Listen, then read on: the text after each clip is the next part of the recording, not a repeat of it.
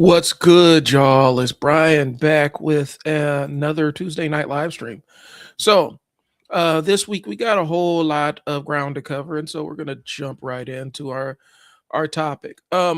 Last week, I spent a lot of time kind of talking about Ben Reilly as a character, and I teased a little bit of Absolute Batman, and I said I would come back to it. But I did want to dig a little bit deeper and kind of spin the block on a couple of concepts that I brought up regarding the Ben Reilly Spider-Man one. Here's the reality. And I said this, I think I mentioned this on the last stream. I when I saw Chasm, when I saw the Chasm character, and that's what they were doing with Ben, I checked out on the character for a while. It was kind of a disappointment that we're back to this again, where he's just this bland villain of the week kind of thing with vague powers, and we're not really going to do anything with his backstory or make him interesting in any way, shape, or form. And so I clocked out. I missed the entire Ben Reilly and Kaine working together thing. And so I need to do myself a favor, do my due diligence, and go pick up those books so that I can have a perspective on where the character is now relative to where he's been. And so that's going to be one of my assignments, because I think I'm probably going to take a deep dive on some Spider-Man mythos, if you can't tell. So shout out to 80s Tees. They ain't sponsoring nothing.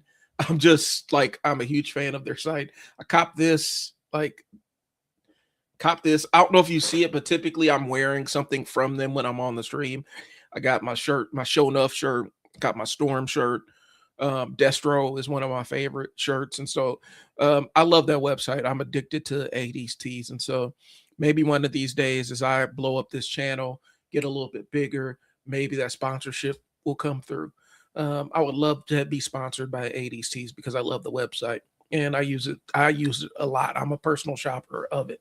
And so that's besides the point. The Todd McFarlane Spider-Man is fresh, though. I love this. It's one of my favorite comic book covers, period.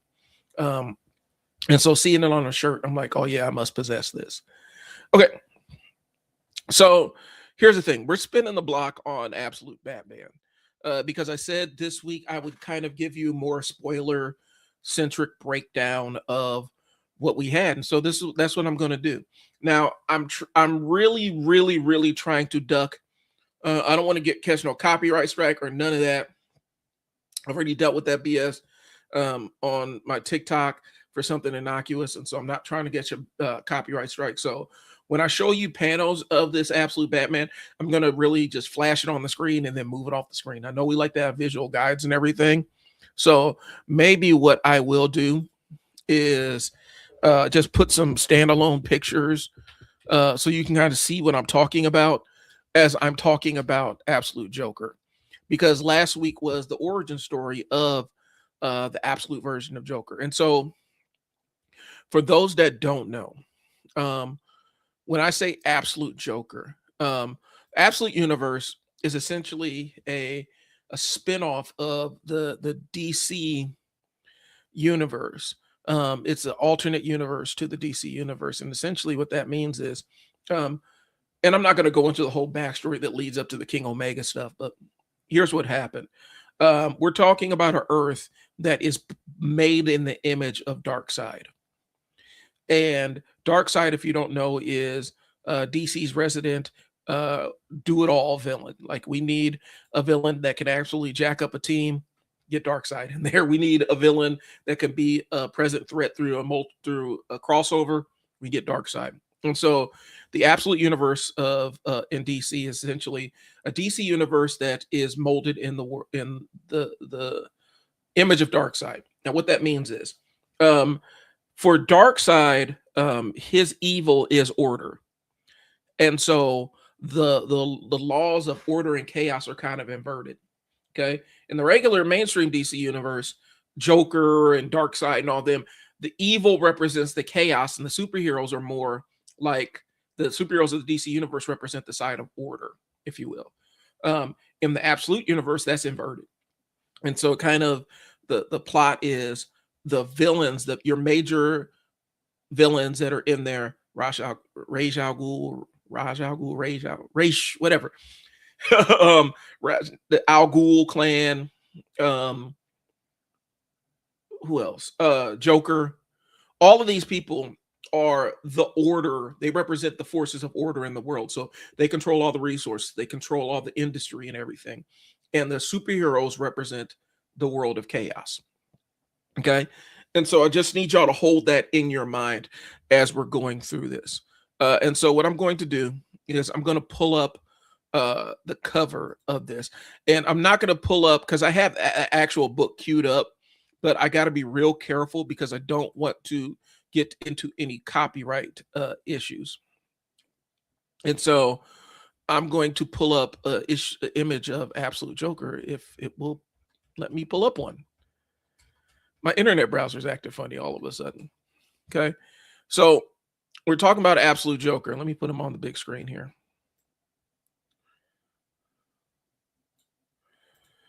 Absolute Joker is kind of like this demon from hell. That's the best way. That's the best way I can describe him. He is this absolute demon from your deepest nightmares. And so that's what Absolute Joker looks like. And initially I thought that this was some kind of you know, artist interpretation and everything. And this is just kind of how he looks, and the artist is taking some artistic license with it. No, that's him. This is Absolute Joker. And I'm gonna get into how they kind of frame the story. With the Absolute Joker story, and this is issue number 25. Matter of fact, I'm gonna put him on the screen while we do this. I'm gonna put him on the screen while I do this, and I'll go through the book a little bit. One of the framing devices I love in the book is while we're going through the story, I'll set the stage for you. Alfred is kind of narrating to Bruce about what his research has found about the Joker. Now, in this world, Alfred did not raise Bruce. Alfred is like an MI6 secret agent who's investigating some major criminal enterprises operating in the Absolute universe. And Joker's kind of is what he's investigating. And so Alfred is still in his secret agent bag. He is not anybody's butler or anything else. And so he's explaining his investigation into the Joker and JK Holdings and everything. So that's the framing. That's how we're framing this conversation to start out with. Okay. And so this conversation, what makes it really super interesting is this. One of the framing pieces that they use in this story is Alfred's narrating this thing, right? But he is recounting the findings of his investigation, and he's kind of an unreliable narrator. He's not unreliable in the sense that he's lying. And I need you to understand that. Alfred in this story is not lying about what he knows about the Joker. He is recounting on the scant information that's available because this guy is a mystery. And he has a working theory, but he doesn't even trust how crazy the theory is. So you guys got to understand that's what we're working with here. Okay. Alfred doesn't even quite really understand what he is even like. He can't even conceptualize what the Joker is. Okay. I'm playing around with the thing. All right. I don't like that. It's covering my face. All right, cool. So, and so he basically the framing of the story is he's talking to Bruce and Bruce is asking questions, and basically saying, okay, so which one is it? And he said, it's time, kid, as long as I put it off as long as I could, but I need to tell you about him. And so he's setting the stage to kind of explain who Absolute Joker is. And in the backdrop, while he's narrating this entire story, we're seeing an airplane that's landing on a private island. Okay. And so, and Alfred's kind of explaining, hey, he has these set of islands that he's purchased. They're not, you can't build on them. You can't really do anything. And nobody knows why he has them. And so Bruce kind of asks, all right, cool. So why does he have them? What do you think? And basically Alfred's like, I think that he uses those as kind of his private game sanctuaries where he goes and hunts on the island. and kind of ascribes it to what billionaires do. Okay, but these islands are scattered all over the world, and Alfred basically says, "I've been chasing this guy for 3 years. I don't know what's real. I don't know what's a lie." And so some things add up, and a lot of things don't make sense. And Bruce is basically hounding him, saying, "Stop telling me what you know and tell me what you believe." Okay. And so basically, Alfred's telling them these islands look useless to anybody else, but I think he hunts on them. Okay. The satellites, all the evidence points to nothing. He likes to hunt, but he's a mystery. Okay. He doesn't laugh and blah, blah, blah. And so Bruce basically gets fed up and says, "All right, so forget what's true and tell me what you believe." And this is where the story starts getting crazy. Okay. And so now we get into the whole backstory of who Absolute Joker is. Okay. And so he starts talking about the Joker's family. And he's like, I think he's like fourth or fifth generation of of like this ultra powerful rich family. And so they talk about um back in 1888 in Gotham. And it starts out with the Joker being this kid that is performing in the alley, and he is dressed in clown makeup. He is the clown, and the audiences love him. Joseph Grimm the first, and he goes by Jack. And he grew up as an orphan, streets of Gotham. He's a street performer, and he was one of the best, according to Alfred and according to his records. Like, he was one of the best street performers that ever existed. Um, and so that's the initial story. And so that's how he rose to prominence. Let me go ahead and switch this and kind of show you what they're saying he looks like. So he rose to prominence being a street performer. And since he was so good, people gave him their money just because he was this incredible street performer, and he cracked them up. And so this is him. And they say he was good, best around. You could hear the laughter for blocks and blocks, though he himself never as much chuckled. Now, one of the common themes about the eyes in this book, the eyes pretty much tell a different story than what's being narrated.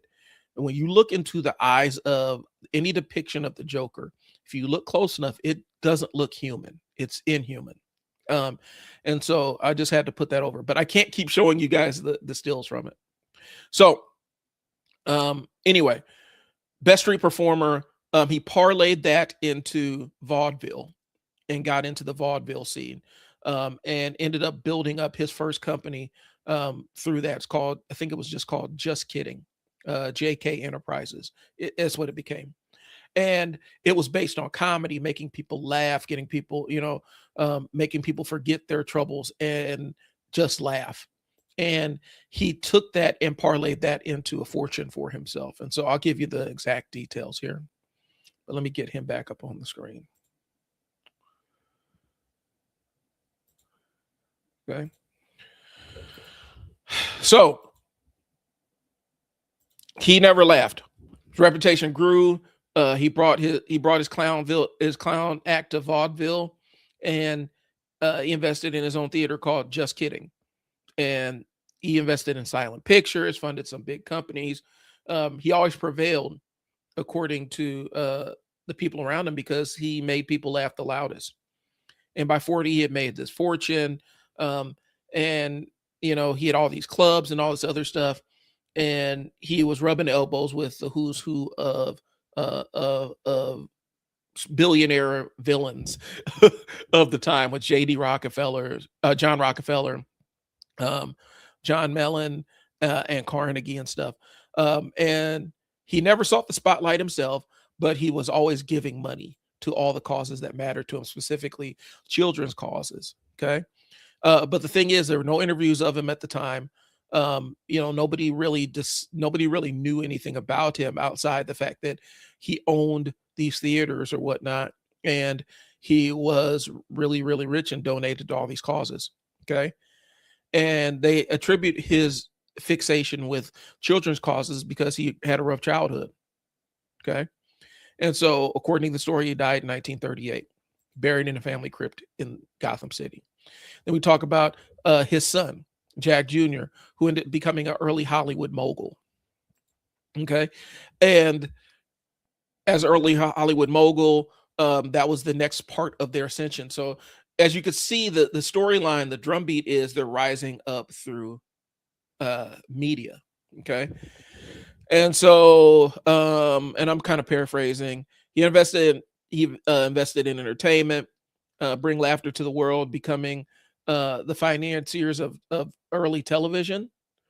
Created a bunch of subsidiaries of JK Holdings, and they're all named after famous clowns. Okay, and he still was tied to philanthropic efforts with kids. Okay. And so when you see him, he just looks like your average regular person. His son in the 60s, Jack Grimm III, was he started cable networks, so he got into cable. He's a major funder of public broadcasting. The fourth was born in the 70s. He's my age, essentially, and he got into gaming. And so he expanded gaming and made the company global.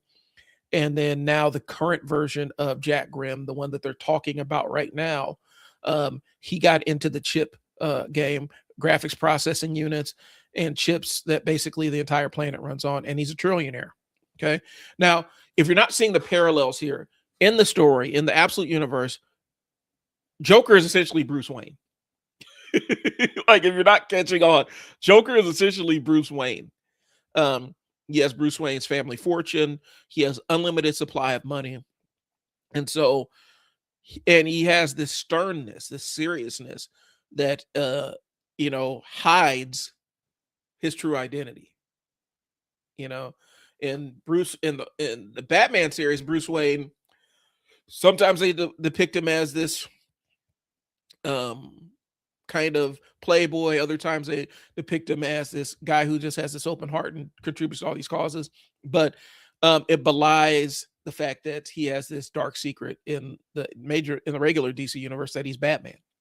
In this universe, like I said, Joker, Jack Grimm, is essentially Bruce Wayne. So they've inverted the storytelling, and Scott Snyder is absolutely cooking with this. Okay. And so now Bruce is mad. He's like, where's the smoking gun? What is scary about this guy? Okay. And Alfred even says, on paper, nothing's scary about him. Okay. There's nothing that should put you on edge about him. And that's precisely what makes him scary. Okay. He made his fortune by embracing his first love was making people laugh. Okay. Now, if you're looking at the panels, if you get this book, when you look at the panels, I want you to look into the eyes of the Joker and just kind of look at his eyes whenever they show him. And I'm going to show you an image of him here real quick. I'm going to pull it up here. I'm going to show you how he looks. Now, I want you to look into his eyes. Okay. Look into the eyes. And the screen may not do it justice, but if you pay attention to the artwork, you can see that there's little red beads in those eyes. Those eyes don't look human. They're kind of glowy. And I don't think it's necessarily just for artistic effect. Okay. So basically these panels show him hunting, doing his pastime or whatnot. And just kind of being the eccentric billionaire who gets bored and has diversions and stuff. And so Alfred is still narrating the story. Okay. Nothing scary about him. He's just your basic eccentric billionaire who likes to hunt big game on regular islands. Right. And he says all billionaires are eccentric. Right. Okay. And basically the entire thing is him stalking this mountain lion and killing it with a knife in his bare hands. Okay. And they're saying he's a classic American success story. And so Bruce kind of stops him and says, listen, man, I didn't ask you for the story. Tell me what you believe. And he says, okay, kid, but we need to go back to the start. Now, one of the framing pieces that they use in this story is they reuse the same set piece. So they keep going back to the alley. But as you watch, if you're reading the story, they're changing elements of the things that they're revisiting. So when they go back to the alley, there's a little bit more context added to it.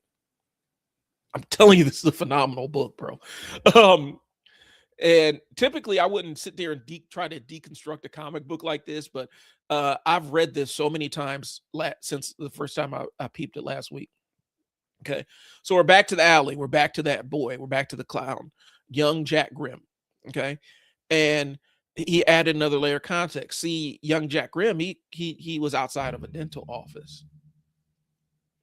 And in the 1800s, they just introduced nitrous oxide, which is laughing gas, to dentistry. And so apparently Jack would sneak in, leak the gas in the audience, and make them laugh. But they're also super suggestible. And so while they're suggestible, he would make them give him all of their money.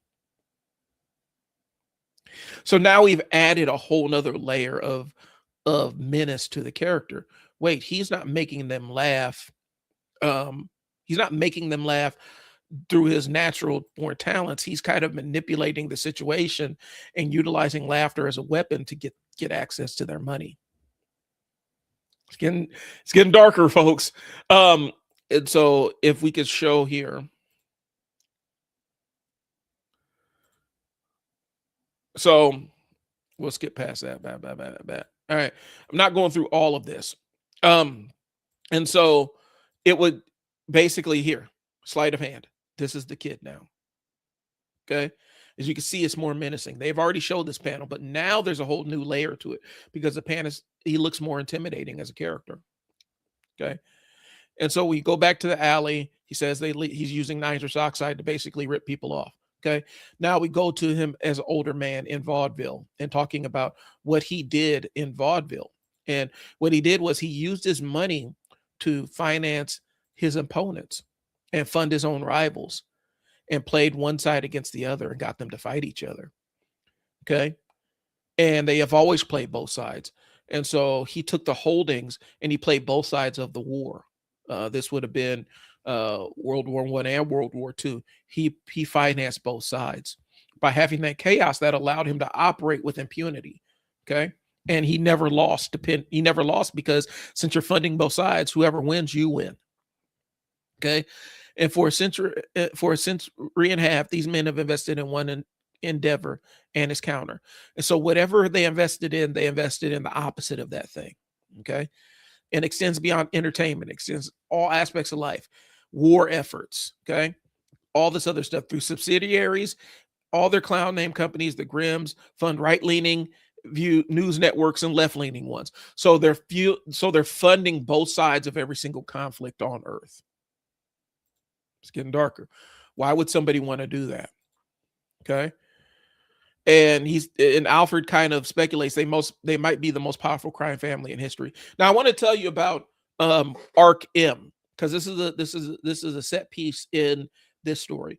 Arc M was a huge chunk of the last arc revolved around Arc M. For those that don't know, Arkham Asylum in the regular conventional Batman universe is where they store all of his criminally insane people and apparently just let them out. In this, it's a giant black ops off the grid prison where they conduct experiments on human beings. That's how we got Absolute Killer Croc. And they subjected Bruce to the same kind of experiments, and they basically tried to make him Bane. So they jacked Bruce up in the Abomination arc, and it was all because he was trapped in Arc M. He tried to infiltrate Arc M to free his friend. Okay. Anyway, so they play both sides of the war, sowing chaos wherever they went. All right. That's kind of who this guy is. And so now Alfred's peeling the layers back of the public perception of who Jack Grimm, aka the Joker, is, and what his findings are leading people to believe. Okay. And Bruce is basically like, but why? How much is enough? And basically Alfred comes back to the model, live life like a clown. A clown plays the fool while making a fool of everyone else. He's a schemer. Okay. So it's sleight of hand being shown by the Joker. He's funding both sides of the war effort, and nobody's paying him any attention. They just see him as this philanthropist who loves kids. Okay. And it's not about gold. Bruce asked how much money is enough, and it's never been about gold for him. It's been about amassing power and control. Okay.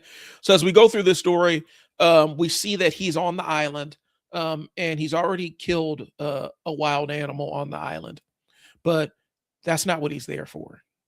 He is there for something else. And so we'll get into that here.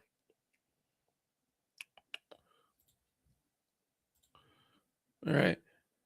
And so Alfred basically said that was all my reports. Those are my reports that I sent. Okay. Now the image now is Joker's on the same island. And he's found a guy that's on this island. Now I'm gonna spoil it a little bit. This is somebody that Joker, damn. This is one of the people that was investigating him, an FBI agent that had been investigating him. And so Alfred mentioned that this guy, everybody that's ever tried to investigate the Grimms came to a terrible end.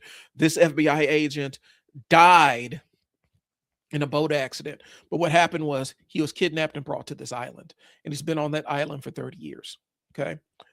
And this is Jack down here. Okay. So he saw the guy. Now they're face to face. And basically he's spilling his guts like, dude, I've been trapped. Get me off of this place. This is kind of nuts. Help me. And then he sees who it is. And that's where the reality for you as the reader starts clicking in. Like, wait a minute, 30 years. How does this guy know who this person is? Because 30 years ago, he would have been a kid. He wouldn't have been the same age. So how could he recognize him if he's been on the island for 30 years? And so the next panel says you, but how? Okay. And basically Joker tells him to run. The guy starts making a run for it. Joker shoots him in the calf with a crossbow.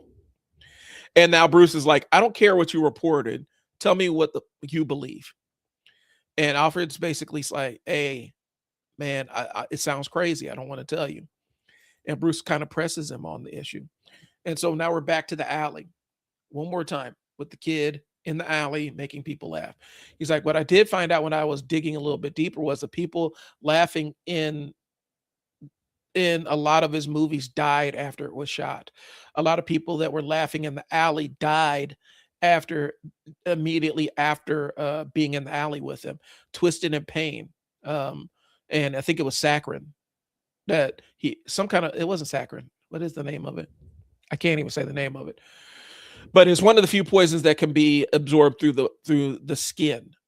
And so basically what they're saying is he put it on his gloves and shook their hand as a little kid and killed them and took their money.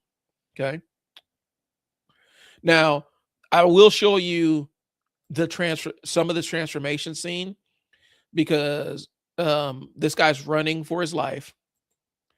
And basically Joker's like, ready or not, here I come. And so they start digging a little bit deeper into all of the philanthropic experts or philanthropic efforts. Sorry, I've been on stream all day, y'all. And so a lot of people encountered the Grimm over the years came to mysterious bad ends. Jumping off bridges, boats vanishing, business rivals, politicians, reporters.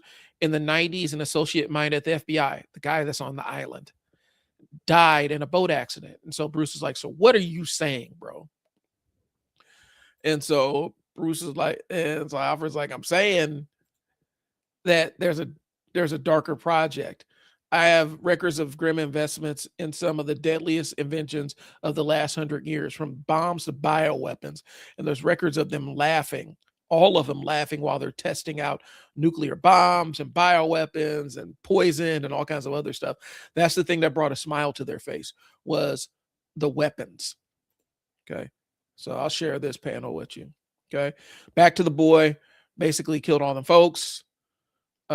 Bro's running. I can't keep showing you this. I'm going to get my stream banned. I do not want to get my stream banned. Don't want to get my stream banned. All right. And so more or less what they're saying is, things aren't what they seem. So the image of them laughing during all these tests, Joker shoots the guy. Okay. And his enemies. And so So Bruce presses him and he says, "What are you saying, man? Get at what you're saying." He said, "What if the islands are where he puts his enemies? What if he just leaves them for years until he feels like going to go finish them, going to go hunt them?" Okay. And so Alfred and Bruce keeps pressing him, keep going. What do you believe?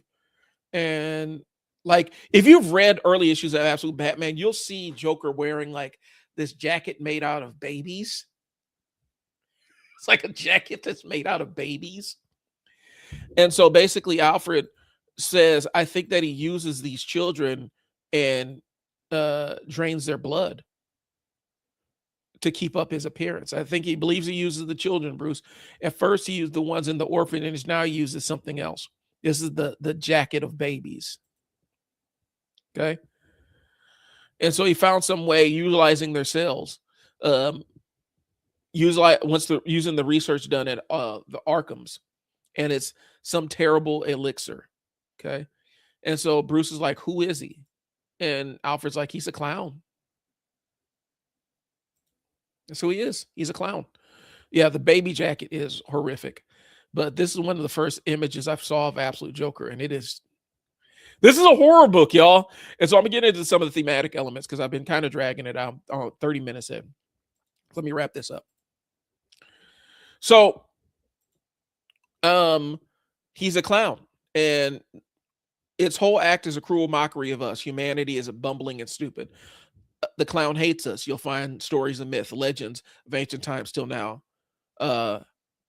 Pagliacci, the jester who burns the kingdom, and Bao del Savages, the one who convinces us to kill each other, even as he himself preys on us. The clown is death. The clown is, and so now we're going into transformation scene. And this is, yeah. The transformation scene, him transforming into the Joker is, and so basically the concept is we find out that Joker isn't a human thing. Okay. And Alfred kind of reaches this conclusion. Okay. And so Bruce is pressing him, stop dancing around it.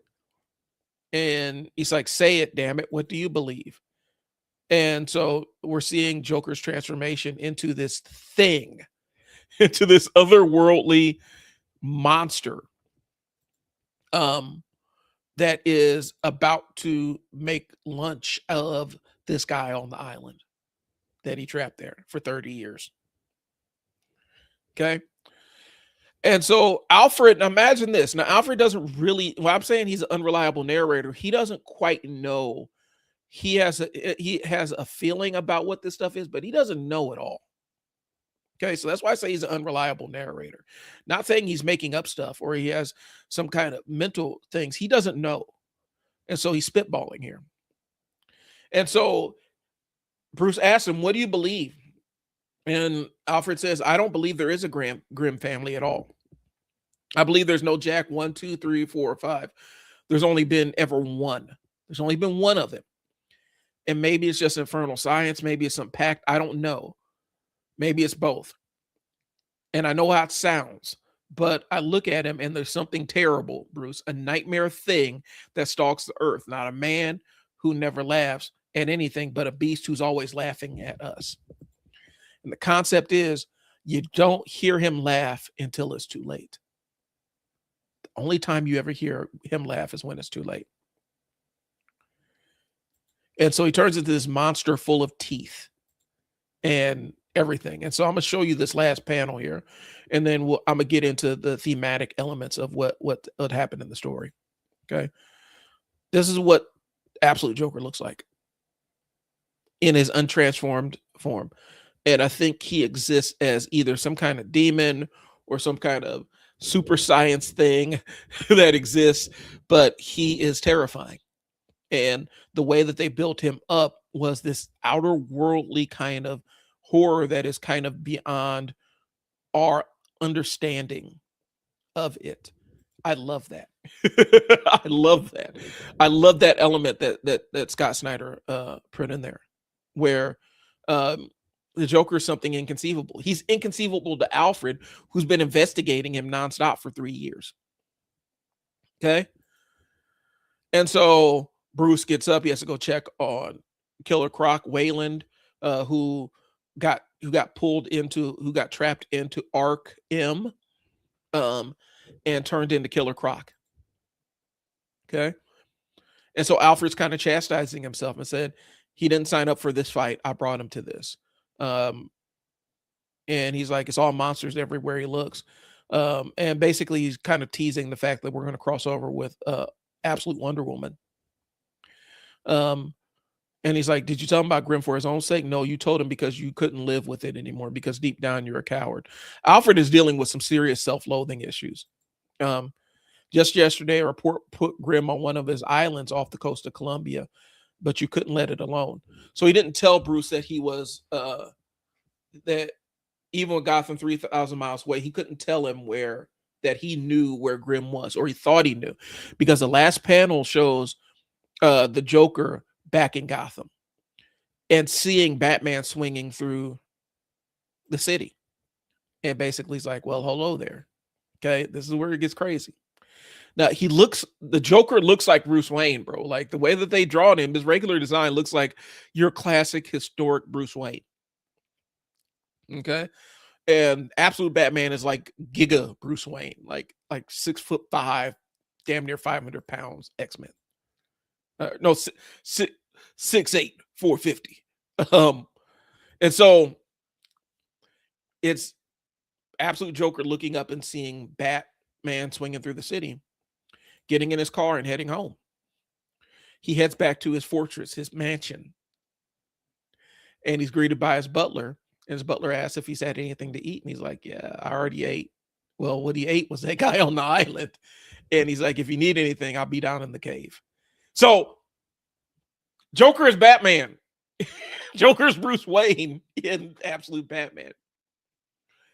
And it's so unhinged. And so I'm going to get into some of the thematic things, because I'm not great at the comic book breakdown. I've never done this before, telling the whole story.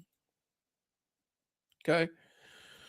So one of the things I love about the Absolute Batman, this story specifically, is the elements that Scott Snyder plays with while he's doing this, because Scott Snyder is a pretty phenomenal writer of modern horror books. That book, the independent book he did, Witches, was incredible. I've actually on Oh Boy Who Does Comics Explained, I actually went and looked at a few panels of it. It's really good stuff. I just haven't had a chance to sit down and go through it, but the stuff I've read, I've really enjoyed. Okay. So, but Absolute Batman is this weird mix of horror, murder mystery, kind of gothic horror, and an element of Lovecraft, where there's this incomprehensible horror that's happening. And normally the incomprehensible horror surrounds Joker. Okay. Alfred is an unreliable narrator because he doesn't really quite know what is happening. He's trying his best to say, this is what my investigation has told me. I don't know. And so he's not even sure about what he knows. Okay. But the horror is built through the withheld information. And the fact Alfred is struggling to piece it together, but you're actually seeing what reality is in real time unfolding. So the entire time Alfred's telling the story about who Absolute Joker was and the Grimm family and all the other stuff, we're seeing that Absolute Joker is going to one of his private islands and hunting down a human being and killing him and eating him. Okay. Now, there's no way that Alfred could even conceptualize that this guy can turn into this demon thing that eats people. Okay. But he's grotesque and disturbing. And I wish I could have shown you more of the panels about the transformation scene, because it is, but it's a commitment to the tone of, we're going to have this elaborate mystery that's not necessarily a mystery. Because we know, the viewer kind of knows, the reader knows what Batman is kind of up against. And it's something that looks like it's some kind of old school demon. And it plays with what Scott Snyder has done with the character of Joker in the past, where he made him this immortal figure who's existed in Gotham City, who's always been kind of this ghost that haunts Gotham City. And so we're back to that, where the Joker is in Gotham City. That's the twist. We're thinking that he's all over the world and stuff like that. And Joker's based out of Gotham. Up until this, they never really connected Joker to Gotham City, to my recollection. They never did it. But now we have the big reveal that Batman and Joker are in the same city. And Joker's base of operations is out of Gotham. Even though he's involved in all this other stuff, he's based out of Gotham City.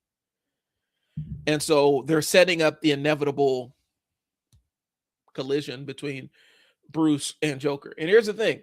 Bruce has been getting his ass kicked. It's the classic Batman character arc. Bruce comes, encounters something, gets absolutely destroyed, barely survives it, and then finds a way to overcome it. And that's kind of been the arc. It happened with Bane. Absolute Bane, like, he got absolutely trounced. Like, this is one of the biggest L's I've ever seen a Bruce Wayne character take, where he was so far outmatched by Bane that Bane was absolutely like this massive hunk of muscle and sinew and all this other stuff. He's a big Joker. And that's before he even took an ounce of that venom. And once he took into the venom, it turned him into like a giant muscle monster. But he whooped Bruce's ass without even really having to punch him, bro. Like, he touched him on a pressure point and broke his kneecap, dislocated his arm. And so that's kind of what we're playing at. So Bruce got his ass whipped the first time he messed with Bane. He got his ass whipped. He almost died going against Mr. Freeze. And so now we got Poison Ivy coming up, and a couple of other major characters, and Scarecrow, I think. Absolute Scarecrow's coming up. And so it's interesting to see how Bruce deals with these threats, because every single one of these threats that he's faced is basically a human body horror nightmare story. And he has to overcome these unconceivable horrors before he gets to the most unconceivable of them all, which is a man that is actually a demon. Because I don't know, maybe that's the story behind Absolute Joker. He's like this demon that's always haunted Gotham City. Or, like I said, maybe his family just tapped into some early stage genetic stuff that gave him longevity.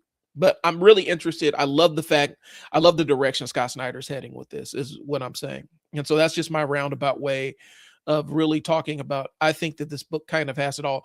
And it's hitting a lot of elements that Batman books have missed in recent memory, where sometimes it's too action-centric. Other times it's not enough action.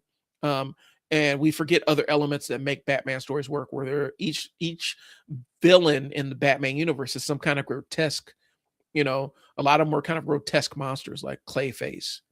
Absolute Clayface we saw Absolute Clayface in Arkham, in Ark-M, and it was terrifying. And I'm saying Ark-M because that's how it's spelled. A-R-K-M. Ark-M. I know I say Arkham Asylum, but this is not Arkham Asylum. This is Ark-M. We've seen Absolute Poison Ivy, and we've seen Absolute Clayface. And both of them are. So I'm interested to see what happens. Okay? So if you're interested, I would say that this issue of Absolute Batman can be your jumping on point. You can absolutely jump on with Origin of the Joker. Do yourself a favor and read the Bane arc, but you can jump on here and not really miss a ton of it, because they're kind of giving you the backstory. You'll miss the fact how Batman got manhandled by Bane and how scary Bane really is. And I think the piece that you get by reading the stuff with Bane is Bane was terrifying. You're like, I don't know how he's going to overcome this. But then you're like, I don't know how it gets any worse than this. And then Joker shows up.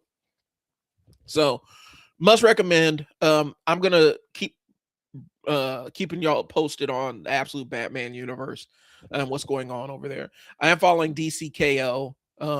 They just had Wonder Woman versus Lobo, Aquaman versus Hawkman. And yeah, Hawkman got his ass whooped. I mean,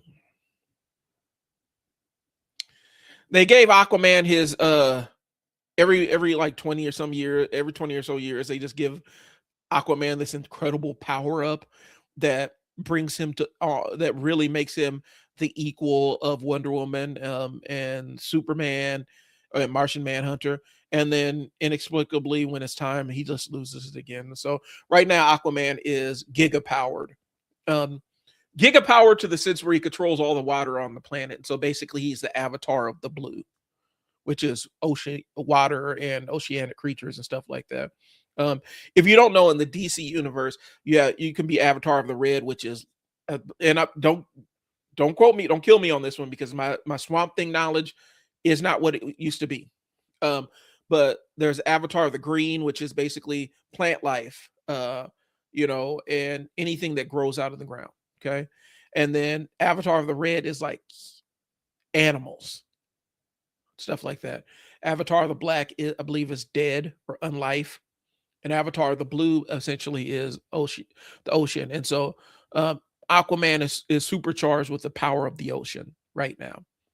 I'm interested to see what they do with him in DCKO and how they job him out, because right now he's basically a god. He's a god in this book. And Aquaman's doing he's showing out right now. In his own book, he's powered up and everything. In his crossover book, he's showing out, he's doing shit when he needs to leave the watchtower that's in orbit of the planet. He'll just dive, manually dive from the watchtower in outer space and dive back into the ocean. Like Aquaman flexing right now. And I'm here for it, man. Because for a long time we were trying to figure out where we're going to put him. And so I like the Aquaman flex. But anyway, I'm not going to spoil it for you, but we had Wonder Woman fighting Lobo, Hawkman versus Aquaman. I forgot what battle's coming up next. Okay. And apparently Batman is facing his nightmares or whatever in the regular Batman books. I'm enjoying DCKO a lot more than the other book I'm about to mention, which is Age of Revelation. All right, so we're back in the Marvel universe right now. And Age of Revelation is kind of a jumbled mess right now. And it's kind of crossing over into that world where I think it's starting to wear its welcome out. My problem with Age of Revelation has been, one, from a storytelling point of view, it's not interesting right now. I'm kind of interested in Doug Ramsey as the main villain. I liked him better when he was just Cypher, and he had Warlock with him. I kind of rocked with that a little bit more. I still don't quite understand. We're putting Age of Revelation on the screen just in case. I don't understand the villain arc here. I'm not really grasping how and why dude is a villain right now. But I understand that he won the tournament to figure out the era of Apocalypse. And he was kind of the dark horse candidate, which makes him the obvious choice. And so he was gifted some of Apocalypse's power. And then also with his voice, his power up is basically he can talk anybody into anything. He's a purple man. Doug Ramsey's a purple man. Doug Ramsey's a purple man now. Thanks for tuning in, folks. Catch y'all later. No, Doug Ramsey is basically the purple man. And not only does he have the purple man's powers, but now he kind of has his personality too, which is weird. It comes out of nowhere compared to who he was in the book before. This is just a complete 180 of who the character is. And so maybe that was my first point of it, because I was a mark for New Mutants, but I was also 7 when New Mutants, the comic book, when they started making New Mutants comic books. And so I was kind of introduced to them in Secret Wars 2, where they were killed by the Beyonder and brought back to life. But Doug Ramsey is the purple man, and apparently he has his personality now. They ain't explaining shit. And one of the problems with Age of Revelation is it's the entire story about, and I'm shorthanding it, basically Revelation, who is Doug Ramsey, who is Cypher, but he's also the big bad of the story. Essentially, he manufactured a virus that mutated humans. Supposedly was supposed to not have any effects on mutants, but we're finding out that it did further mutate mutants and destabilized the entire country, essentially, and then took over chunks of it as his dominion. And Really, it's supposed to be Age of Apocalypse, except we're using Doug Ramsey, who goes by the name Revelation now. Um, it's not working. There's so many narrative flaws in it, and I think it's because there's so many artists and writers that are kind of making their crossover into the Age of Revelation, that the story gets jumbled at places. Like the virus is like the on the nose virus. Like some people, like with Franklin Richards, it turned him into like this blob of flesh thing that had no powers. It just mutated him into this horrific looking thing. But for Felicia Hardy, Black Cat, it turned into a cat person. Turned into a cat. I don't understand. It turned it some people it affects and kills them. Other people it knows what your power is or knows what your costume motif is and turns you into a version of that. How does the virus is the virus aware that the virus is just fucking with everybody? It's like, hey, she dresses up as a cat in Spider-Man's book, so we're going to make her into a human cat. Is this how the virus works? The virus is thinking like that? So it's a cynical trolling virus? Like, this is where I'm going with it, man. Age of Revelations virus doesn't make any sense. And it's the framing device that runs the whole story. It doesn't make any sense. There's no consistency for how this virus impacts people. And I know a lot of times in human populations, there's no consistency for how a virus is going to impact people. I get it. That makes sense.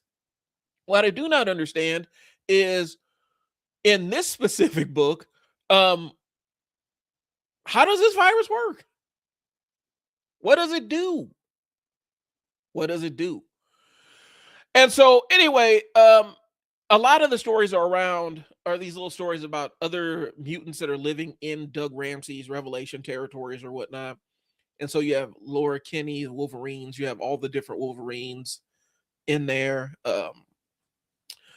Who else? You got Kitty Pryde, who has some stuff in there. A time displaced version of Cyclops, who he for some reason somehow he's responsible for Doug being in charge. And understand, Age of Revelation is set 10 years in the future of the current X-Men books. So that's a mulligan right there. But it's set 10 years in the future of all these X-Men titles. And we're just doing whatever the hell we want to do in these stories, right? Like, and so it's the time displaced Cyclops with his team of X-Men. Quentin Quire is doing something with children of psychics or whatnot. It's very confusing. And so what I'm saying is this. I see the ambition that Marvel was trying to have with this. I think we're at a point where Marvel kind of needs to sit there and look at this story and say, let's be merciful and end it. Let's find an exit point and exit as quickly as possible. Because what's going to happen is we're going to end up with the Sins of Sinister situation, where Sins of Sinister, the first books that represented the first 10 years were cool. Like, it was interesting take on it. A little bit bleak, a little bit depressing, cool. We could have wrapped up there. But no, we have to go 10 years, 100 years, 1,000 years in the future. And each time they took a step forward in the future, it got weirder. It felt less connected to the X-Men titles than ever before. And by the time they got 1,000 years in the future, we're on starships, and Emma Frost and Storm are alive, and they're battling each other on the deck of starships. And none of this makes a lick of sense. And I think they lost a lot of people with Age of Revelation or Sins of Sinister, because it just took it. The story would not end. And everybody's like, please just go back to Krakoa. Let's wrap up the Krakoa era. We don't need a year of break to drag this Krakoa story out. And I think that's what's happening with Age of Revelation. I really don't want it to last much longer. I want this to be over. It's not saying that all the books are bad. There's some pretty good books mixed in here. There's some pretty interesting storytelling that's happening. But I'm fearful that this thing will not end and will be trapped in a Sense of Sinister kind of thing. They've already set it up where Apocalypse and Doug are about to fight, and we're setting the stage for their final confrontation. And I have a really bad feeling that Apocalypse is about to take a weird L and this story will continue on. I just have this feeling that Apocalypse is about to take this L that he should not be taking to Cypher.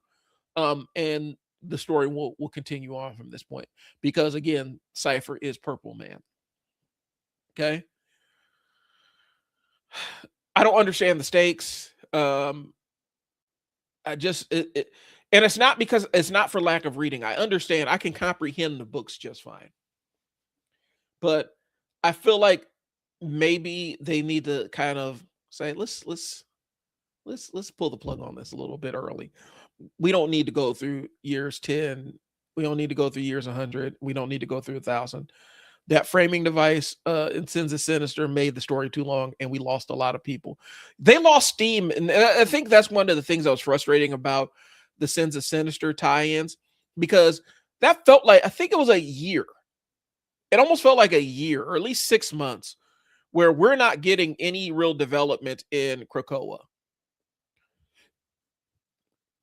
And it turns into this big, huge mystery surrounding Mr. Sinister, and the payoff sucked. Like, it was not it was not worth it. It was really not. It was not worth all the time that you spent in there. It really wasn't. And I know that this is the X-Men crossover of 2025.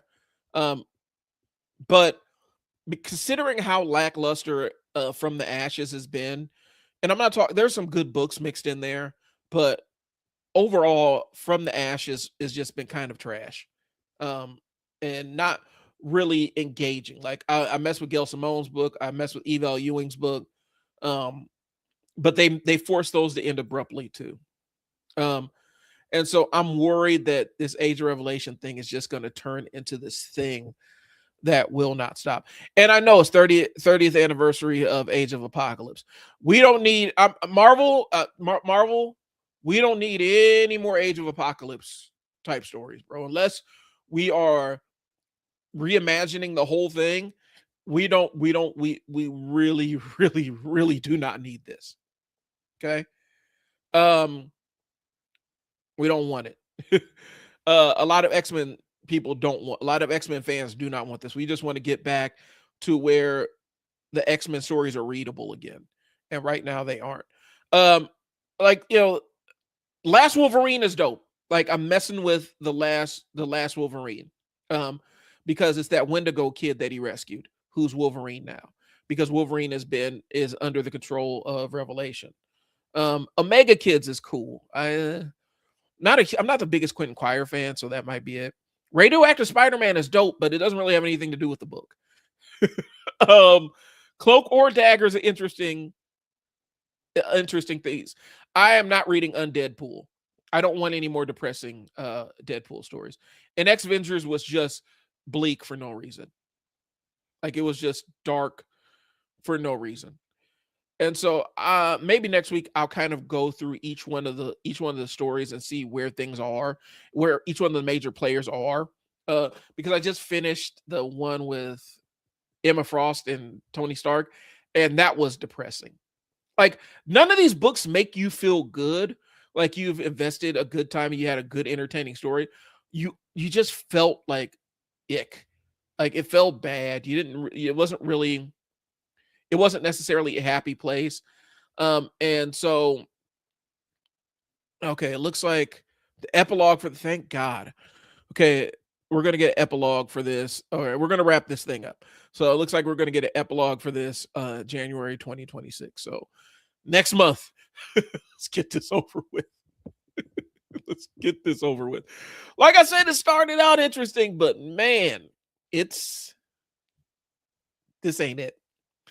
And I need them to get back to good old X-Men stories, because a lot of people didn't like the Krakoa saga. I like the Krakoa saga. It was interesting. This Age of Revelation is not it. I'm sorry. And so I need this thing to wrap up.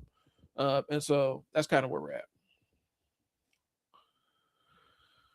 All right. So a little bit of follow-up. I mentioned this, the Ben Reilly thing. I'm thinking about doing, if you guys are interested, I'm thinking about possibly doing, I need to take a deep dive on Kaine. But I need to do a little homework around Kaine. I know he had the Scarlet Spider book, and I picked up a couple of issues of it, but I need to actually go collect that and see what that is. Okay. So that's what I need to do. I need to actually physically go out and get that book so that I can brush up on my Kaine knowledge and kind of figure out what area of the Spider-Man mythos I want to take deep dives on. Okay. All right. Next section. This is our current events ish. This is our current events. And so I'm actually like, this first part was character issues. I'm going into current events, and I'm kind of workshopping names. The one I keep landing on is how fucked are we for current events? And it feels apropos based on the current state of how everything is.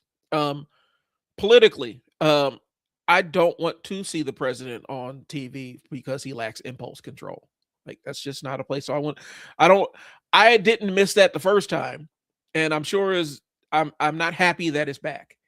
I don't want to see a president that lacks impulse control on my screen every single day because they lack impulse control. That's just crazy to me. It's crazy to me. Every day we get to watch the president of the United States crash out on True Social.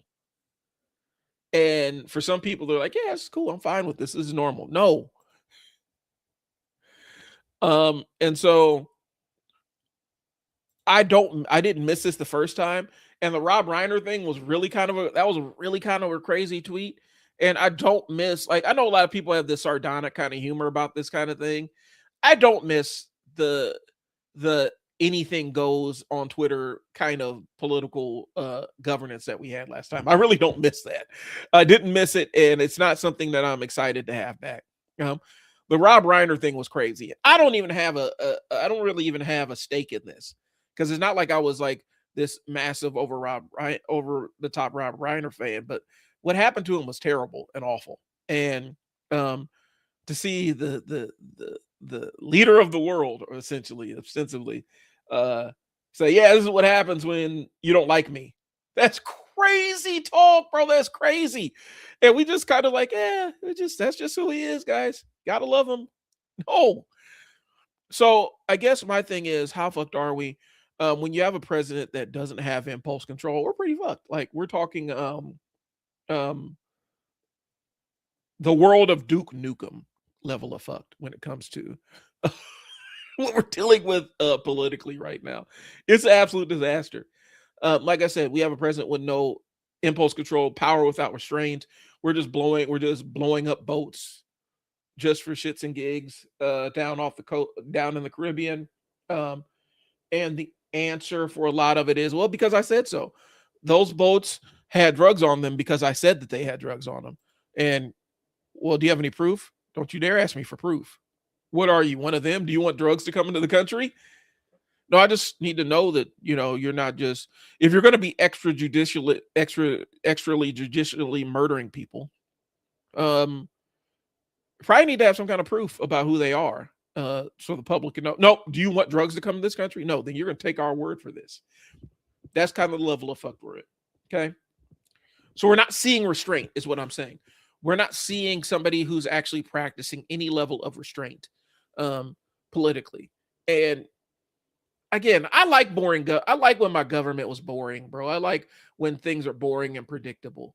Typically, that means that, there's damage being done, but it's not weird, generational, instantaneous kind of damage. It's that slow burn of damage that capitalism normally brings upon you, where it's kind of a slow burning, hey, it doesn't even feel like the oven's on kind of thing. All right. So, and we're seeing algorithm, like, here's the thing. I don't like the fact that the algorithms are kind of determining the kind of governance we're going to get for that day. Like, whatever pops up on his feed that morning is going to be public policy by the end of the day. That is crazy, bro. That is insanity. Only thing I care about is, like, with the health stuff, like, I'm a business owner. And so this ACA thing is really kind of jacked up, bro, because I'm a business owner. I carry my own insurance. I don't know what we're going to do. That's about as real as I can keep it. But yeah, the governance by algorithm is kind of a crazy thing. And so whatever pops up on his feed is going to be public policy by the end of the day. That is not how you want your the head of your government to be acting. Okay. So that's all I got. I don't want to spend a whole lot of time on that. That brings me down, and I don't necessarily want to talk about it, but I do have a current event segment because I'm a political nerd. And I did a live stream this morning where we talked a lot of politics. All right. So we're on to Ask a Dad. This is the segment where, just you can get some real talk from somebody who's kind of experienced it. My background initially, before I started running my own businesses and broadcasting and stuff, I worked with kids and families for a long, long, long, long time. And so I've seen pretty much every way that a parent can do right raising their kids and the way a parent can screw up raising their kids. And a lot of it has to do with how the adult in the room approaches their life. Okay. And so this Ask a Dad is basically it's what happens when you lose emotional control as an adult. What do you do? When you lose it in front of your kids, you lose it in front of your spouse, you lose it in front of your coworkers, your friends. Okay. Um, what do you do? How do you get that back? For a lot of people nowadays, you lose that emotional control and instantly you're trying to cut people off or you wall yourself off and everything. And for me, as I see it in my adult framing, if you blow up, own it. You're human. Your kids will respect you more if you come back and say, yeah, dad lost his cool. I apologize. Mom lost her cool. I apologize. To me, that is more impactful for a kid when your parent actually cops to, hey, man, I'm a human just like you are, as opposed to, well, I'm an adult and I'm entitled to act like this, or you just pretend it didn't happen and gaslight them into pretending like it didn't happen or even try to make it their fault. Um, so if you blow up the spot as an adult, what do you do? How do you get that back? Accountability sucks. It's not fun. Being held accountable for your actions isn't fun. And I think a lot of times on social media, we misconstrue accountability with dogpiling somebody. Um, Accountability is not a dog pile. And you typing snide remarks into somebody's social media comments, that is not accountability. That's you dunking on them, which is fine, but let's not pretend like it's something that it's not. Okay.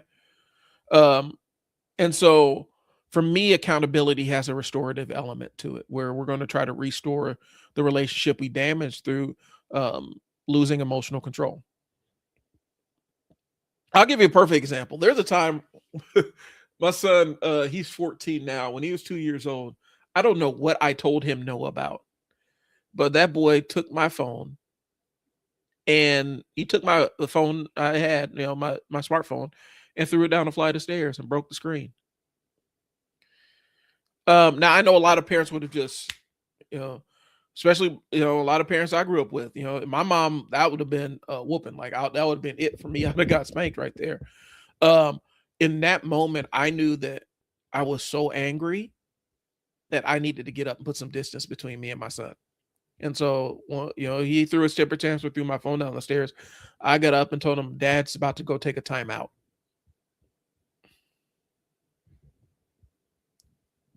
And so I excused myself and went to went to my room and said, hey, go watch a movie, go hang out with sister, leave me alone for right now because dad needs to take a time out. Because I wasn't in the right frame of mind to do any kind of discipline with him. I was too angry. And yes, a 2-year-old understands some right and some wrong, but also a 2-year-old temper tantrum is a 2-year-old temper tantrum, and 2-year-olds have temper tantrums all the time. He did get in trouble for damaging my phone. And it's something that did impact him because he'll still talk about it to this day. But at the time, I would have lost emotional control had I tried to address what just happened with him. And I haven't always been perfect with that. But in that instance, I'm like, at your big age, he's 2, you are the adult. And as the adult, you need to be the one that steps away, because no good of it's going to come if you try to address it when you're this mad. Okay. So it's understanding the moment without excusing it. Don't justify your actions when you lose emotional control. Don't try to justify or rationalize it to the people that were the recipients of it. Okay. Because that doesn't do anything. That shows that you're not necessarily owning the moment. Okay. The accountability piece comes in repairing the relationships, but also repairing yourself and forgiving yourself for being human. Okay. But having enough wherewithal to understand this is escalating fast and out of my control. I need to remove myself from the situation immediately. Okay. That can save you so much. That can save you so much headache and heartache if you realize, oh, this is getting out of control. I am actually getting really, really, really mad. I need to excuse myself. I'm on the verge of absolutely losing my shit right here. If you can catch yourself and intercept yourself before you get on the escalator of anger, you're going to prevent a lot of damage. And so sometimes you do need to take that step back. Okay. Internal repair versus shame. Sometimes the internal repair is what could I have done differently without beating yourself up about it. Okay. But if you do end up losing your composure and having a meltdown in front of your wife or your kids or your boss or whatever, it's being kind to yourself and understanding there is something that triggered that happened. And I need to know, how do I address this before it gets to this point in the future? Okay. So it's being kind to yourself and not guilt tripping yourself for losing control, because people do that all the time. It's basically how you rebound from it. Okay. And that's how you mature. But pretending like it didn't happen or gaslighting people or trying to rationalize your behavior, all of those things are bad. Please don't do them. So you lose emotional control in a heated situation. Focus on what the restoration of the relationship looks like and how you're going to repair yourself. Not through guilt, not through shame, but analyzing the situation, taking stock of what happened, looking at the things that led up to it. In parlance of like behavioral stuff is going to be what the antecedent to the incident was, what the behavior that the antecedent caused, and what the consequences of the behavior were. You need to be able to understand that chain of events so that when you go back and self-reflect, okay, next time a situation like this arises, this is the time for me to take an exit so I don't get too wrapped up in this. Okay, cool. It wasn't a traditional question. Hopefully I can have a traditional question for Ask a Dad next week. New segment called Words Mean Things. Okay. The reason why I'm doing Words Mean Things is it's twofold. I'm on social media. Unfortunately, I'm on social media way more than I want to be on social media. I don't want to be on social media this much, but it's a byproduct of what I do on a daily basis. I have to post. I'm constantly kind of doom scrolling through stuff to get current events to discuss on the show and things like that. And sometimes it's just for my own edification. One of the things I'm seeing on social media is we misuse a lot of words. And what I mean by that is not just, political sounding words. It's overuse of therapeutic language in context where it's not there, where not everybody's a narcissist. Okay. That kind of stuff. And so the reason why I'm doing this segment called Words Mean Things is because I want to point out the fact that words do in fact mean things. And it's not normally the parlance that we see on social media. And so I have a longer outline than the one that's on my page. Hold please. So in Words Mean Things, we're gonna tackle a couple of different things.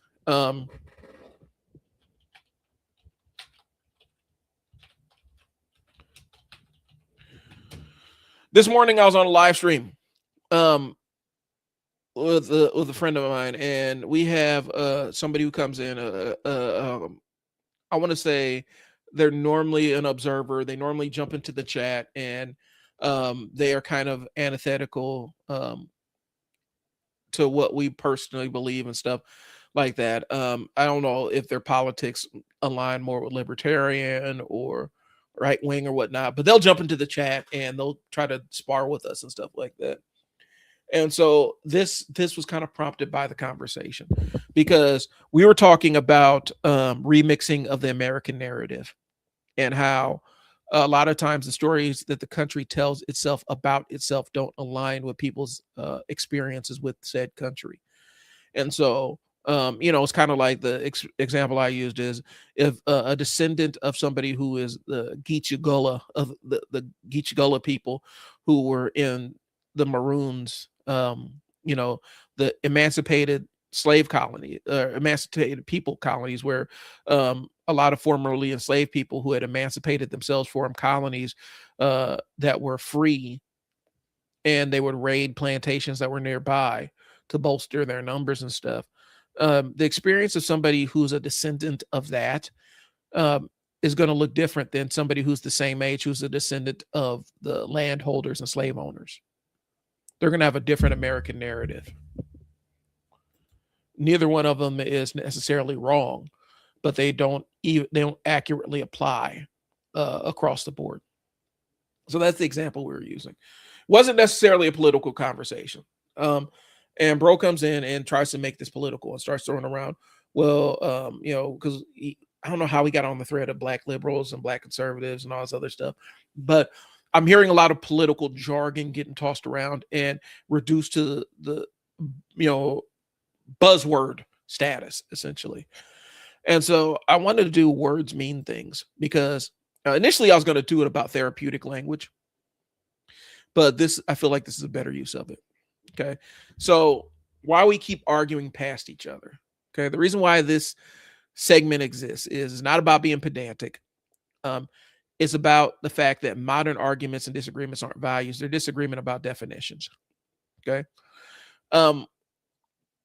More arguments have been caused by somebody who's utilizing the rhetorical definition of racism versus the sociological definition of racism.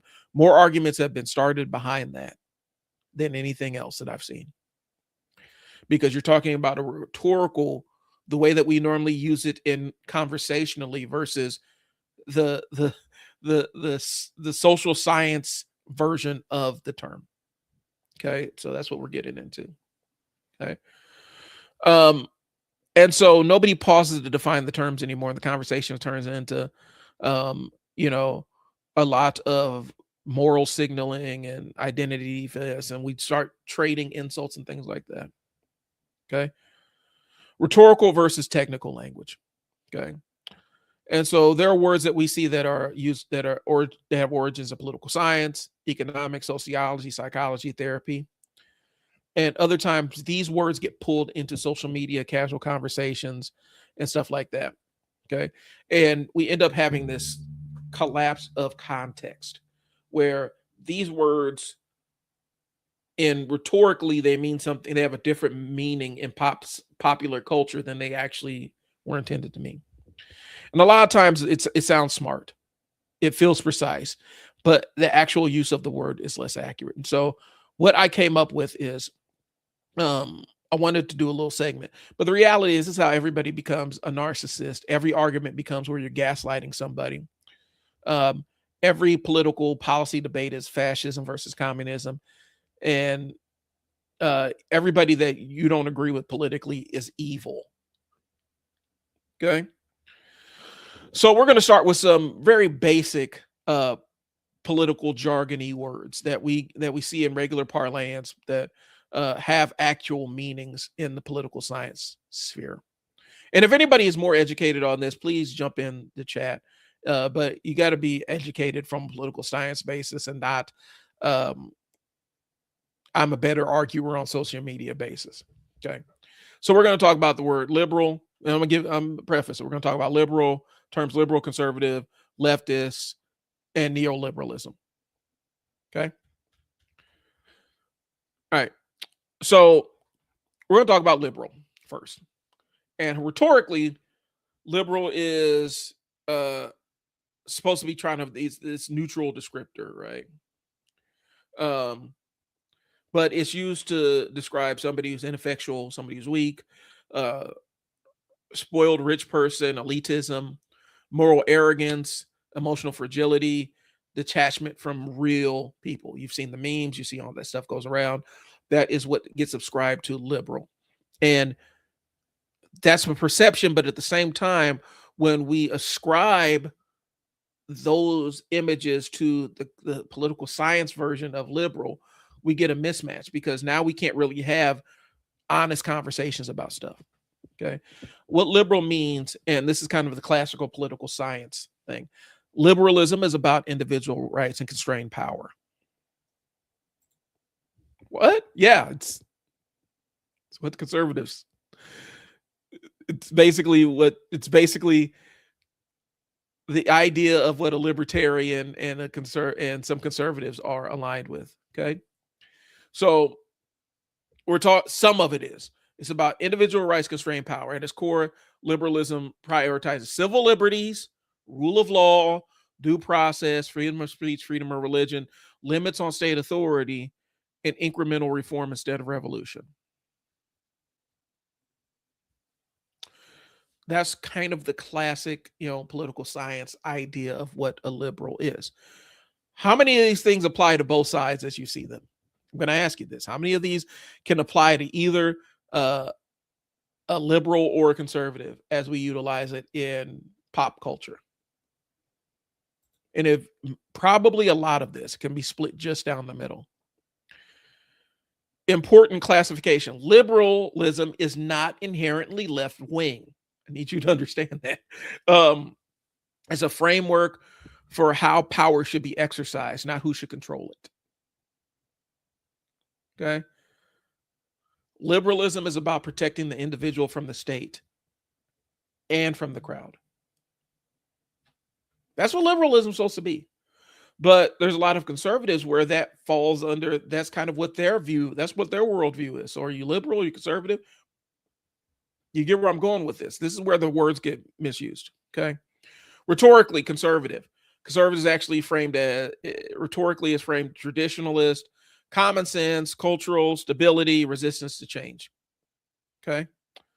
Rhetorically. Modern usage, it also means the outrage machine, grievance politics, and a couple of other things. Culture war kind of stuff. All right. These things don't necessarily align. Classically, a conservative means preserving institutions, maintaining continuity, valuing stability, resisting rapid or destabilizing change, and skepticism of reforming, of sweeping reforms. Okay. So conservatism fears chaos, not difference.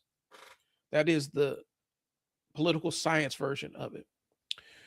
And so you can see why a lot of marginalized people aren't classic conservatives, because for us, maintaining the structure as it is means that we're maintaining this artificial yet strongly enforced caste system where the people in power look a certain way and the people who don't have power don't look a certain way.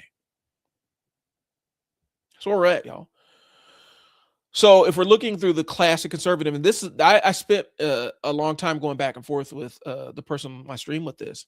If we're talking about the classic idea of conservatism, it's about upholding institutions and fighting against radical change. And so, and he got mad when I said this, but it's true. That's why the Dixiecrats were conservative Democrats, bro. Like that's they're trying to preserve they're trying to maintain the social order that segregation brought to them. And it was a liberal idea to desegregate. No, not necessarily. And so it wasn't that cut and dry. And that's why when we use these terms in opposition, it doesn't always make sense. Okay.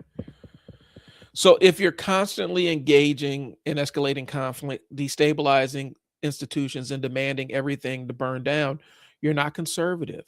So a lot of the MAGA people that are like burn everything to the ground, they're not classical conservatives, even though they'll tell you they're conservatives. That doesn't really fit the classical definition, but it fits the rhetorical definition, because the rhetorical definition means whatever pop culture kind of says it is. Am I making sense to y'all? If not, let me know. So,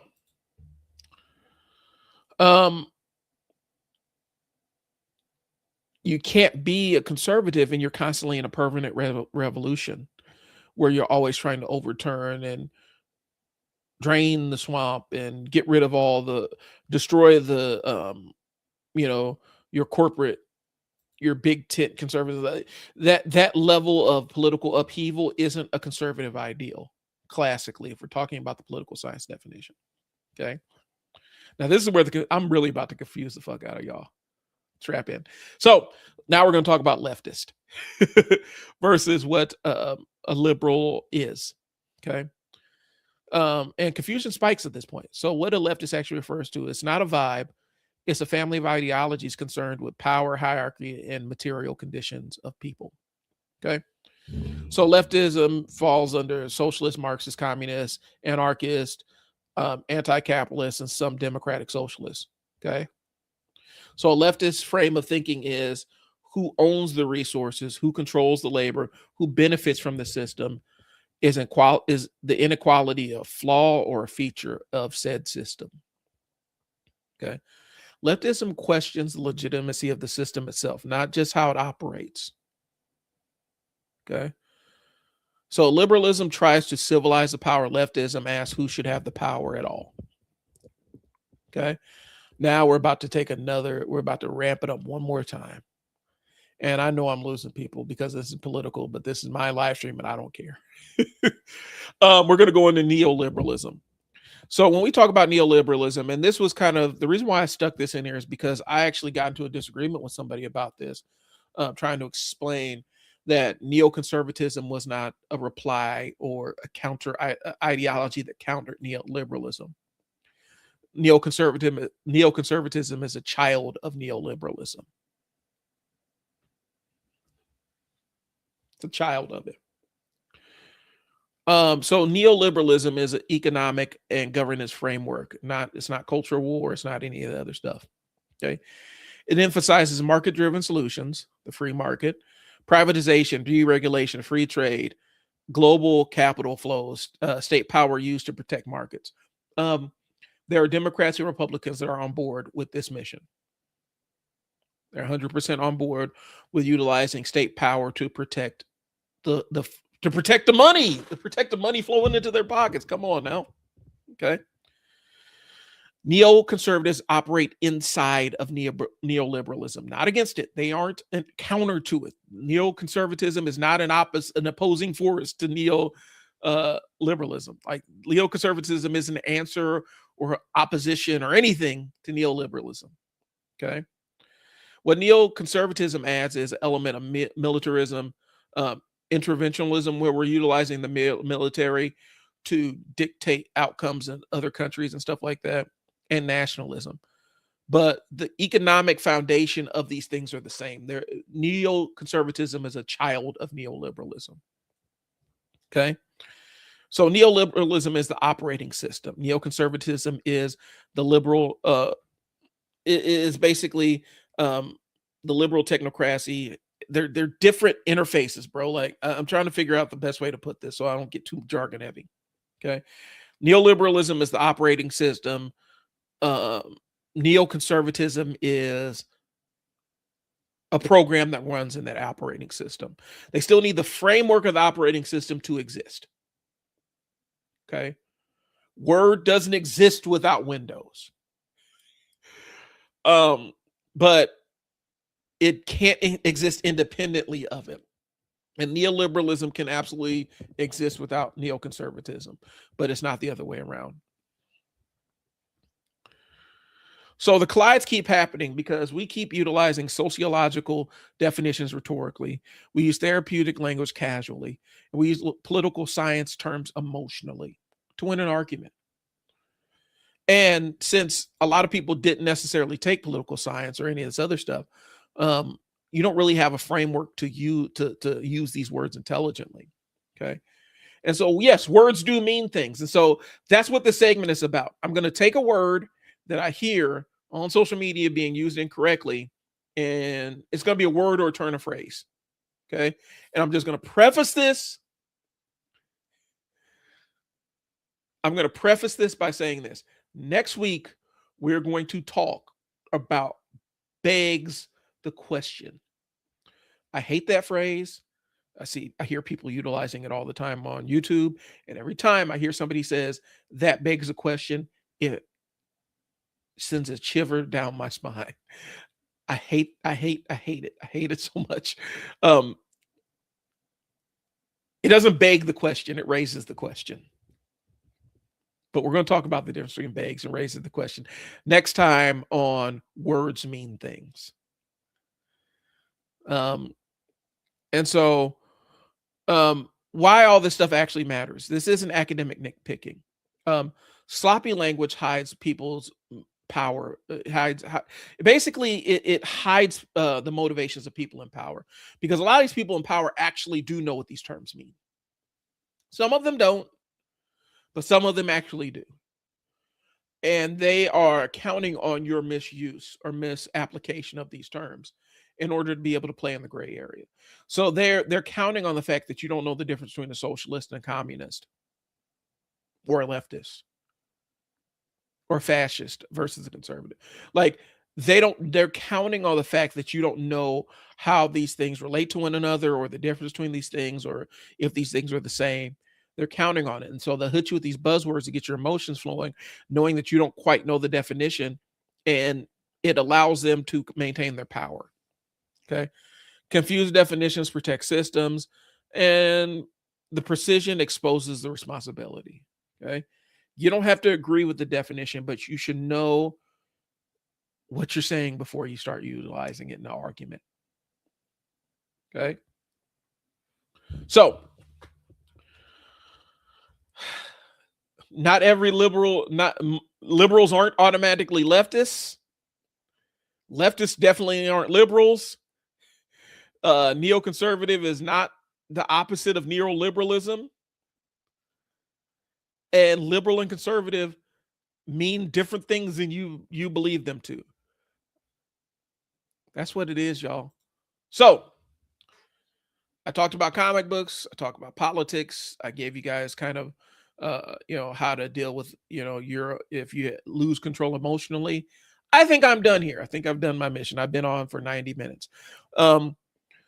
Shout out to y'all if y'all been following me on socials. Y'all are really, really responding to my stuff about Ben Reilly and the Spider-Man universe. So I'm definitely going to be doing more of that kind of stuff and keeping it more focused on comics. And we'll talk politics here and there. But I really do appreciate y'all support. The TikTok channel is absolutely growing. You're going to start seeing more long form content on the YouTube channel. So stay tuned for that.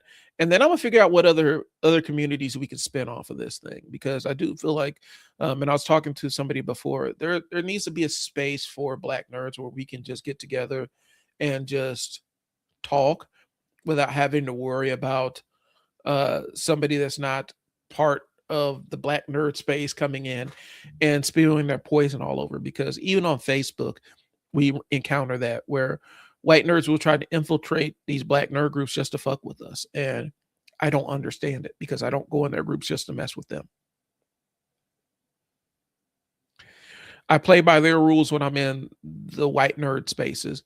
And if it gets too hairy for me, or I disagree with something too stridently, guess what? I leave. I've done it before. But one of the reasons why I think there is a disconnect is, and this is just 90s era, you can correct me if I'm wrong, or if your experiences are different, your mileage may vary. One of the things is, when I was growing up, Black nerds were always a thing. They always existed. We used to talk. I mean, a lot of the gang members and stuff like that, they still watch sci-fi movies, read comic books and stuff. So they would talk about that stuff with us. So Black nerds, we were kind of mixed in, but not really, if that makes sense. We were kind of off on our own, doing our own thing, but we had a lot of crossover with other segments of the Black community. not jocks and uh, you know, the cats out in the street, the music heads. Like we all intersected one another. And I always say this: most rappers that are in that '90s era, a lot of them were nerds. Um, there's a lot of comic book references. Ice Cube references comic books. Method Man, Wu, all reference comic books. You're gonna listen to the most gangster rap album of the '90s. You're gonna find a sci-fi reference or a comic book reference. And so, nerd culture's never been too far separated from Black people. What the difference is? Black nerds, we kind of kicked it with each other, and that was it. White nerds only kicked it with each other, and that was it. But what happened is Black nerds were fully aware that white nerds existed. Like there was no ambiguity about that. White nerds, on the other hand, didn't know we existed. And so now the internet's kind of forced us into proximity with one another. And what that means is a lot of these white nerds, this is their first exposure to nerds that aren't white males. And I'm not saying this broad brushstrokes and it applies to everybody, because it doesn't apply to everybody. Your mileage may absolutely vary on this. I'm talking about 90s era Black nerds. They didn't know we existed. And they didn't know quite how to take us in the early 2000s when the internet kind of forced us all into the same space. I told you about the story about the dude that saw me wearing my I had a shirt that had the cover of Secret Wars 1 on it. And he started questioning me about who everybody was on the shirt. And I named every single one of them. I looked at him, I said, I have these comics at my house. I have the full collection. I have all of Secret Wars. The first Secret Wars 1, I have all of them. And to watch his face, like this bewildered expression, yes, there are Black nerds out there, bro. But in his experience, all the Black nerds in his mind were just brand new. We were just hopping on a trend. And so I saw this when nerd culture became more mainstreamed, with the rise of comic book movies really becoming the biggest blockbusters and stuff like that. A lot of white male nerds thought that they thought that they were alone, and a lot of like women that were in the nerd space, or Black folks that were in the nerd space, they thought that we are the pretenders and we were just brand new and we're just hopping on the trend. And it's like, no, we always been here. You just never noticed us. We are fully aware of you. You never paid any attention to us. And as a result, they don't know how to act around us. A lot of white nerds do not know how to take nerds who aren't white males. And it's a sad thing. In this space, they think every single piece of media needs to reflect them and their wants and their desires and their worldview and their beauty standards and everything else. And anything that doesn't reflect that is an insult to them. And that's how we get into these arguments about Black samurai and Black cosplayers cosplaying as Japanese characters, not understanding that white people are cosplaying as Japanese characters too. Some of the characters that y'all cosplay as are meant to be European. A lot of them are not. A lot of them are Japanese. But that's where we end up having these weird conversations and weird arguments about this kind of stuff, because the assumption is that nerd culture belongs exclusively to one demographic group, and it absolutely has not. It hasn't. I've been doing the nerd thing since the early 80s. I've been doing the Black nerd thing since the early 80s, and I've met other Black nerds who've been doing it longer than I have. We've always been here, but we've known about y'all. Y'all haven't known about us. And so that's why Black nerds end up winning their own kind of spaces, because what happens is we end up doing a shared Black nerd space, or a shared space where it's a lot of Black nerds that are in the group, but then we end up letting white nerds in, and we end up getting derailed or trolled or all kinds of other crazy stuff, because y'all just don't know how to be around the other people. It's really a weird thing. And y'all form a lot of white nerds form their ancillary nerd communities because they didn't want to be marginalized or picked on, but they have no problem going out and doing that to other communities of nerds. make it make sense.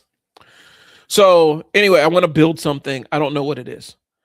Um, I want to build an avenue where Black creators can write comic books and short stories and stuff. Like there's a lot I want to do, and I don't have a lot of time.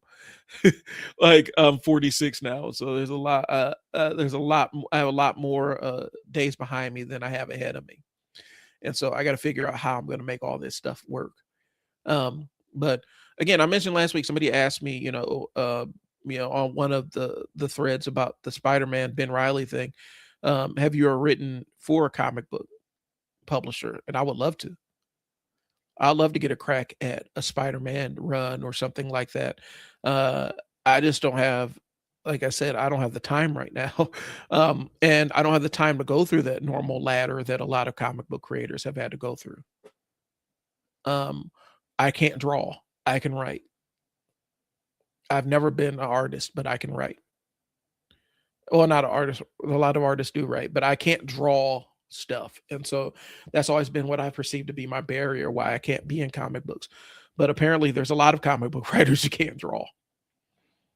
So maybe one day my dream will come true and I'll get a shot to do one of the major characters in one of the major companies, whether it be Green Lantern or Spider-Man or somebody or X-Men or somebody or Luke Cage or whatever.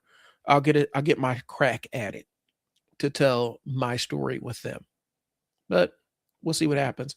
I appreciate y'all listening to me ramble. Stay tuned. I try to get on live streams to play games, but my computer does not. This computer is way too old to be gaming on it. It does not like games. And so I got to figure out a different way to do this. All right. I will talk to y'all later. Be easy. Blurting while dad. Peace. Like I said, next week, words mean things. We going to sit here and talk about begging the question because that is not how you utilize that phrase. Peace.